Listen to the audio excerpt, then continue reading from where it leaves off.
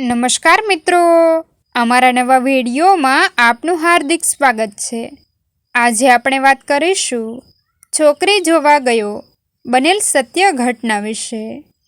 ચારે બાજુ ઘનઘોર અંધારું છે અને બંધ રૂમમાં એક ખૂણે બેસેલી બંસી વિચારી રહી હોય છે અને ભગવાન સાથે એકલી એકલી વાતો કરતી હોય છે। હે ભગવાન, મેં એવા તે શું કર્મ કર્યા છે તે તમે મારી આવી પરીક્ષા લો છો? શું મારે મારી આખી જિંદગી આ જ વિચારમાં પીછાવાનું છે કે મારા ગયા પછી મારા મમ્મી પપ્પાનું શું? લોકો રાત્રે એ વિચારીને સૂતા હોય છે કે કાલે મારો દિવસ કેવી સારી રીતે પસાર થશે, પરંતુ હું તો અહીં એવું વિચારીને સૂવું છું કે કાલે મારા મમ્મી પપ્પાને મારા લીધે કયું નવું મેણું સાંભળવું પડશે। ના તો મને મારા જીવનમાં બહેનની હૂંફ મળી કે ના ભાઈનો પ્રેમ મળ્યો, ન તો કપડામાં ભાગીદારી કરતી બહેન મળી કે ન તો નાની નાની વાતોમાં ભૂલ કાઢનાર વીરો મળ્યો। તેની ભગવાન સાથે વાત ચાલુ હતી। એવામાં મનીષાબેને રસોડામાંથી અવાજ કર્યો, બીટુ, ક્યાં છે તું? ચાલ આપણે જમી લઈએ।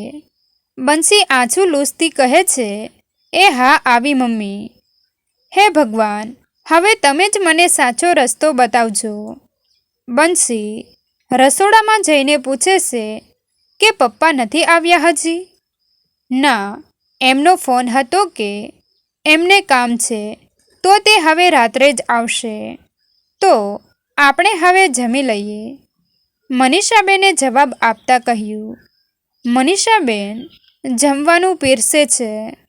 જમતા જમતા તેને કહ્યું, બીટુ, તને ખબર છે આપણી પડોશીની છોકરી રાધુનું નક્કી કર્યું છે। છોકરો સરકારી નોકરી કરે છે અને પરિવાર પણ સારો છે। તેની તો હવે જિંદગી સુધરી ગઈ। હવે તારા માટે પણ આવો જ પરિવાર શોધવો છે। બંસીએ જવાબ આપતા કહ્યું, મમ્મી, તે પાછી લગ્નની વાત શરૂ કરી દીધી? જમવા ટાઈમે તો શાંતિ રાખો। હવે તમે રાધુની વાત કરો છો તો તેના ગયા પછી તો તેના મમ્મી પપ્પાને સાચવવા તેનો ભાઈ છે, તમારું કોણ? એ બધી વાત તું મૂક, હવે તું મારી વાત સાંભળ। તારા માટે એક ખૂબ જ સરસ માગું આવ્યું છે।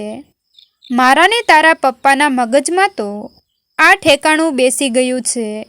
હવે તું હા કહે એટલી જ રાહ છે। તો તું એક વખત છોકરાને મળી લે। છોકરાનું નામ માધવ છે। તેને પોતાનો જ ધંધો છે। બહુ મોટી ફેક્ટરીનો માલિક છે। સારું એવું કમાઈ લે છે અને લોકો પણ ખાનદાની છે। લે તું એક વખત બાયોડેટા તો જોઈ લે, કેવો સરસ છોકરો છે। મનીષાબેને કહ્યું।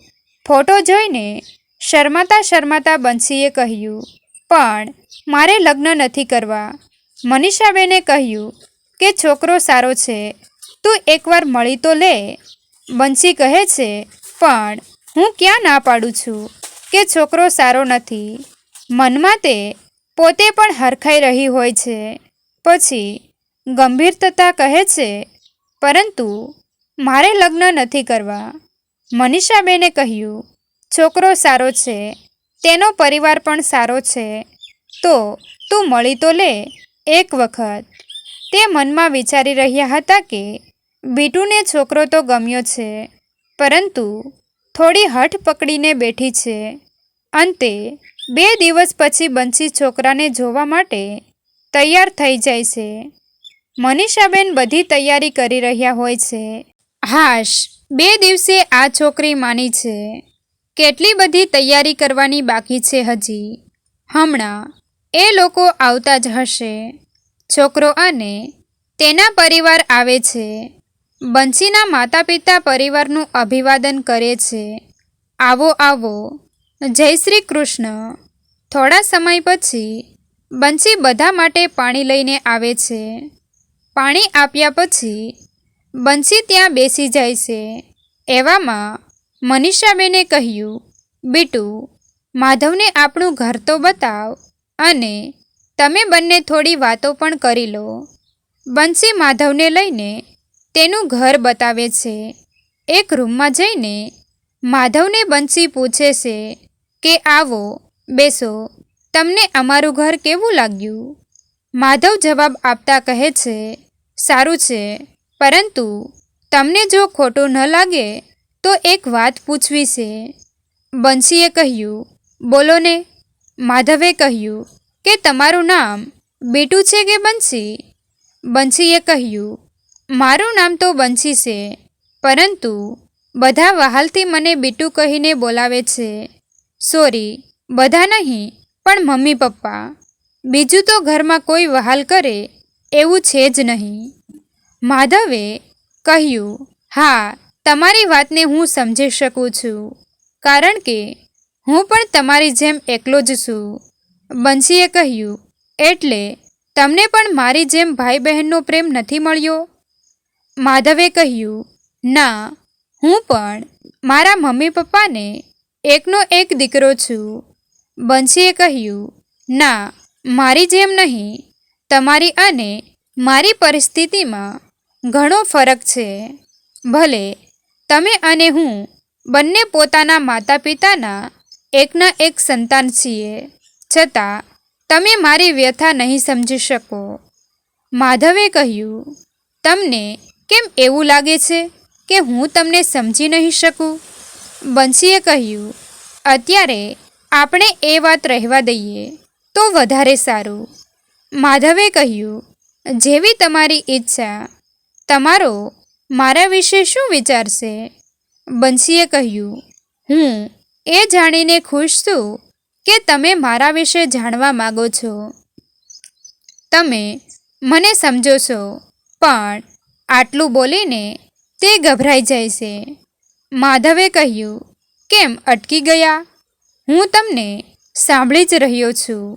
તમે તમારા મનની વાત મને કહી શકો છો અને હું તમને વચન આપું છું કે આ વાત આપણા બંને વચ્ચે જ રહેશે. બંસીએ કહ્યું, તમે મને ગમતા નથી એવું નથી, પણ હું તમને લગ્ન માટે હા તો નહીં જ પાડી શકું. માધવે કહ્યું, તમે મને પસંદ કરો છો તો લગ્નની ના કેમ પાડી રહ્યા છો? બંસીએ કહ્યું, મારે તમારી સાથે લગ્ન નથી કરવા એવું નથી, પરંતુ મારે લગ્ન જ નથી કરવા, કારણ કે મારા મનમાં એક પ્રશ્ન મને મૂંઝવે છે કે હું સાસરીમાં ચાલી જઈશ પછી મારા માતા પિતાનું શું?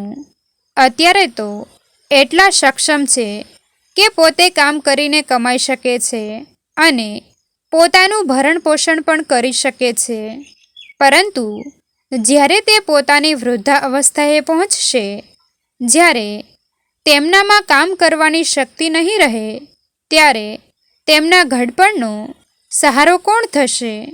મારે તો કોઈ ભાઈ પણ નથી કે તેમની વૃદ્ધા અવસ્થામાં સેવા કરી શકે. એમના માટે તો પોતાનું જ ઘર એક વૃદ્ધા આશ્રમ જેવું જ થઈ જશે. માધવે કહ્યું, તમે પણ શું આ સમાજના લોકો જેવી વિચારસરણી લઈને બેઠા છો? લગ્ન પછી તમે મારા પિતાને પોતાના માતા પિતા માની શકો છો, તો શું હું તમારા માતા પિતાને મારા માતા પિતા ન માની શકું? શું લગ્ન પછી માત્ર બે જ વ્યક્તિના સંબંધમાં જોડાય છે? તમે એવું માનો છો, પરંતુ મારું માનવું તો એવું છે કે લગ્ન પછી બે પરિવારનું જોડાણ થાય છે. બંસીએ કહ્યું, જો તમે ખરેખર મારા માતા પિતાને તમારા માતા પિતાની જેમ જ સાથે રાખવા માગતા હોય અને જમાઈ નહીં પરંતુ દીકરા બનીને રહેવા માગતા હોય તો મારી લગ્ન માટે હા છે. માધવે કહ્યું, જો તમારી આ લગ્ન માટે હા હોય તો આપણે બંને ખરેખર ખુશનસીબ હોઈશું. આજ સુધી આપણને બંનેને એક માતા પિતાની છત્રછાયા અને માતાની મમતા મળી છે, પરંતુ હવે બે પિતાની છત્રછાયા અને બે માતાની મમતા મળશે. બંનેનું નક્કી કરી દેવામાં આવ્યું અને સગાઈ પણ કરવામાં આવી. સગાઈ પછી બંસી એક દિવસ બેઠા બેઠા વિચારી રહી હોય છે કે આ સમાજમાં મારા જેવી ઘણી બંસીઓ છે કે જે મનમાં એ વાતથી મૂંઝાતી હોય છે કે મારા સાસરીમાં ગયા પછી મારા માતા પિતાનું કોણ, તેમના ઘડપણનો સહારો કોણ બનશે? મારે તો ભાઈ પણ નથી કે તેઓની સેવા કરે. તો આવી દરેક બંસીને જો માધવના પરિવાર જેવો પરિવાર મળે તો રાજી ખુશીથી પોતાની જિંદગી વિતાવી શકે છે. અને જો આવું થાય તો આપણા સમાજમાં વૃદ્ધા આશ્રમની જરૂર જ ના પડે. મિત્રો, તમને જો આ વિડીયો પસંદ આવ્યો હોય તો વિડીયોને લાઈક અને તમારા અન્ય સગા સંબંધી મિત્રો સાથે વિડીયોને શેર કરવાનું ભૂલતા નહીં. અને આવા જ નવા જીવન ઉપયોગી, જીવનમાં કંઈક નવું કરવાની પ્રેરણા મળે તેવા વિડીયો જોવા માટે અમારી ચેનલ સાથે બન્યા રહો. થેન્ક યુ મિત્રો. મળીએ છીએ એક નવા વિડીયો સાથે. આભાર.